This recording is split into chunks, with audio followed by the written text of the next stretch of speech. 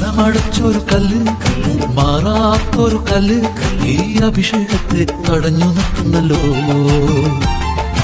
അന്ധതയുടെ കല്ല്, അജ്ഞതയുടെ കല്ല് ഈ നല്ല അറിവിന്റെ വാതിലാണ്. നമ്മളാരും മഹാഭാവികളല്ല, പക്ഷേ ഏറ്റുപറയാത്ത പാപങ്ങൾ നമ്മുടെ ജീവിതത്തിലെ ഓട്ട അടച്ചു കളയും. നമ്മൾ എത്തുന്നിടത്ത് എത്താതെ പോകും. മേഘങ്ങളെ പോലെ പറക്കാനുള്ള സാധ്യത നമുക്ക് തിരിച്ചു കിട്ടാനാ ഈശോ പാപം ഏറ്റുപറയാൻ പറയുന്നത്. നമ്മൾ അങ്ങോട്ടും ഇങ്ങോട്ടും നോക്കിക്കൊണ്ടിരുന്നാൽ മനുഷ്യന്റെ പാപം നമുക്ക് വെളിപ്പെട്ട് കിട്ടും.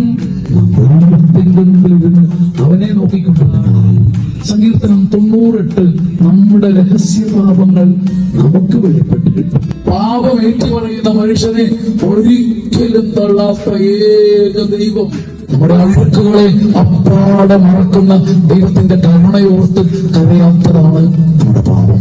ഞാനാണ് ദൈവമെന്ന് അപ്പോൾ നീ അറിയും, ഞാനാണ് ദൈവമെന്ന് അപ്പോൾ നീ അറിയും.